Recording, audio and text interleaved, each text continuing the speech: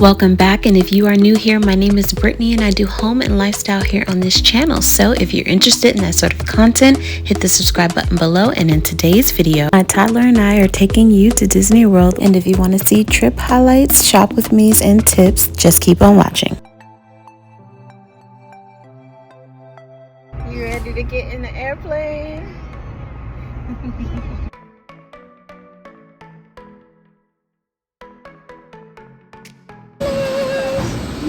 You so excited? Okay. You like it? Yeah.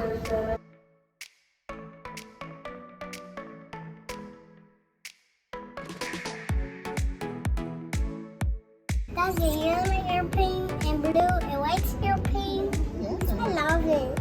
So if you can't tell, this is my son's first time traveling by airport, bus, shuttle, airplane, and going to Disney World, all the above, and he is very excited.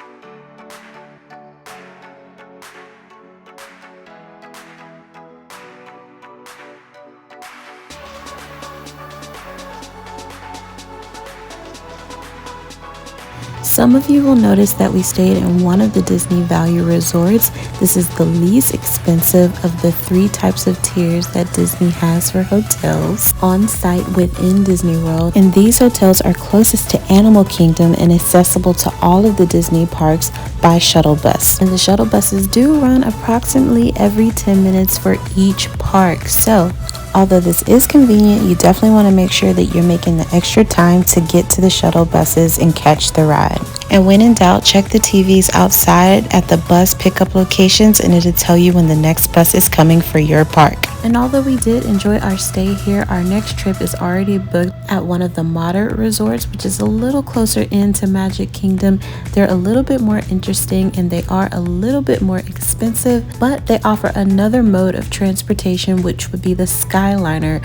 What I love about the Skyliner is that your family can catch a gondola to at least half of the Disney parks that are accessible by the Skyliner. The ones that are not accessible by Skyliner, you will still have to catch the shuttle bus. However, this is a little bit more convenient because you don't have to share a ride on the shuttle bus to the parks that you can catch a gondola, which is a little nicer because let me tell you, those shuttle buses can fill up quickly, and if you can't get a seat, you're gonna have to stand in the middle. I can tell you my toddler did not enjoy this. For one thing, you're trying to find something to hold on to so that you're not falling all over the bus instead of being comfortably seated. With the gondolas, you do not have this problem and they run more frequently. We have the premium deluxe hotels, which are right next to Magic Kingdom. They're a lot more expensive. However, they're accessible by monorail, which is really nice because it brings you right to your hotel. And in the case of the Contemporary, right inside of your hotel, which is really nice. And even though you're shelling out more dollars, it might be more convenient because you get to spend more time at the parks and in more rides instead of waiting for transportation. But all in all, we did enjoy staying at the value resorts. But one thing you want to keep in mind with both the value resorts and the moderate hotels is that doors to your room are more like walk-up motels rather than hotels, even though the rooms are really nice. But you want to consider this, as some nights you might be coming back to your room extremely late, and while most people are not out in Disney that late, it can feel a little sketchy. And when you're pushing a toddler in a stroller, you just want to keep that in mind. Definitely leave the parks at a time that is comfortable for you to get back to your room.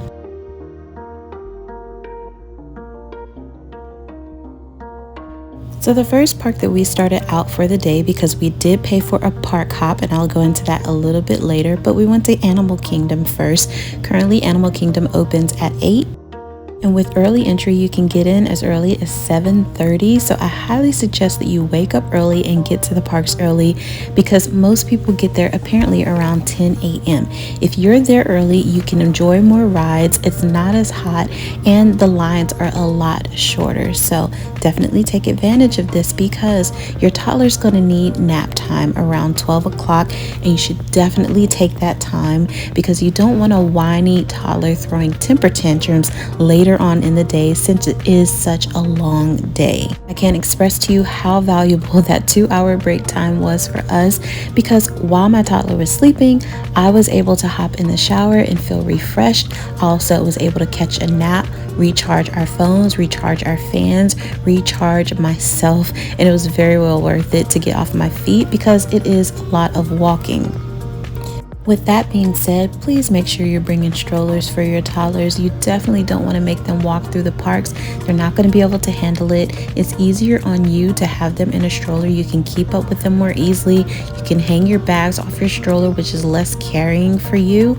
Also kind of like having a walker and something to lean on as you're walking through the park, which is a lot more easier. If you don't want to bring a stroller, you can rent one.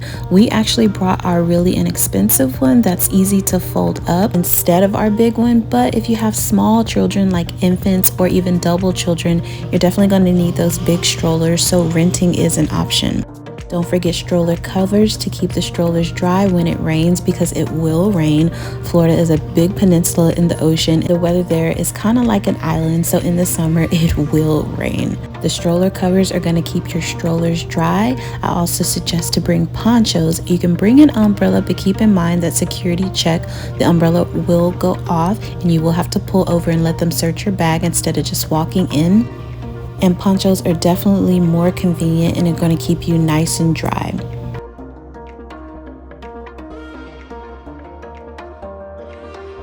One of our favorite things to eat was a flame tree barbecue.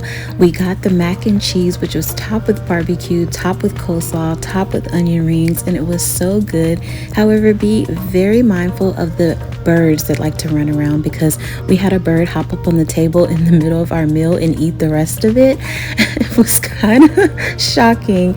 One of the patrons that was sitting next to us told us to just let Disney know. They were really nice about it and gave us another free order and even took us to a better location to sit, away from the birds of course, where we were able to enjoy the character show, and my son really loved this. So it was really a blessing in disguise for that bird to jack us, because we had a meal and a half and we're a lot more full and got to enjoy the show.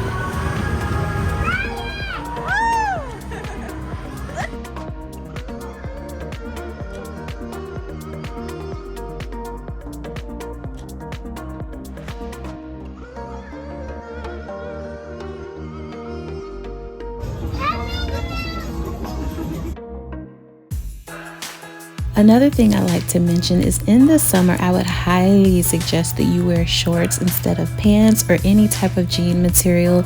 I wore some dry fit shorts with pockets from Target. They were very loose fitting, very comfortable, very trendy. They were like an army green, and I paired that with a white linen shirt. However, definitely make sure that you wear no black, that will attract the sun, and definitely wear some comfortable shoes. I would recommend tennies. If you wear some flat, cute looking sandals, your feet are going to be hurting by the end of the day. Actually, they're going to feel like they're on fire and you're going to have to soak them in a hot tub. So definitely wear comfortable shoes that are going to give you support and make the day comfortable for you. So as you can see, my son did take his nap, well worth it. And when we parked up at 2 o'clock, we went to Magic Kingdom and was able to spend another 8-hour day there. They had a character parade going on Main Street as soon as we walked in, which was perfect because my son wanted to see Mickey up close and he got the chance to, which was really cool. He also got the chance to see Ariel because he's obsessed with mer people right now, so that was really fun. One thing I want to point out is I would strongly recommend Magic Bands over key cards and the My Disney app on your phone for entry into your hotel room and parks and things like that. It's more convenient because the Magic Band is on your arm. You don't have to fumble for it. You don't have to make sure the phone is charged. Although I heard Disney is trying to do away with the Magic Bands, currently you can still use them if you have them from before, and you can still buy them. You can have them shipped to your home before your trip, or you can have the hotel hold them and pick them up at check-in, but these are way more convenient. Also, don't forget that Disney has mother's rooms around the parks, and they have little TVs that the toddlers can watch Disney movies while you breastfeed your babies or restock. Another tip you can use is with your toddler, sharing entrees with them, since toddlers don't really eat a lot anyways, but definitely make sure you bring those snacks because they will get hungry in between. Disney does allow you to pack snacks. I brought snacks from our home, such as goldfish, fruit snacks, raisins, and let me tell you, I was definitely happy I had those on hand because in the Jungle Cruise where we are right now, the rain started to come and it rained for 2 hours, so Disney shut down all of the outdoor attractions, and you had to decide whether you wanted to get out of line and walk across the park in the rain to another indoor attraction. We actually decided to wait it out because I kept my eyes on the Disney app and checked those wait times for the rides that were indoor, and they were just growing, and the lines became longer than an hour wait. It wasn't worth it for us to get out of line because we would have waited just as long, maybe even longer, if we would have left for the next ride, and I am glad we did wait. Plus, the line we were in was undercover, so we didn't get wet at all. And one of the cool things was in that line, we actually met a couple that was from the exact same place that we were, which was really cool. And what are the odds? It really is a small world. Speaking of small world, my son loved the It's a Small World ride, and it brought back so many memories for me because I haven't been on that ride since I was 18. I absolutely love Disney World. And although a lot has changed since the last time I've been there, a lot has remained the same and is very nostalgic.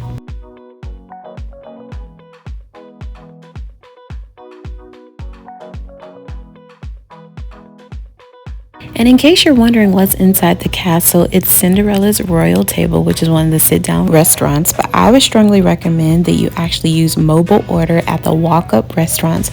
You're going to save more money, more time, because you're not sitting down and spending a lot of money to enjoy a reservation at a sit-down restaurant. That's money you can save and then use in addition to the money that you're saving staying in one of the value resorts.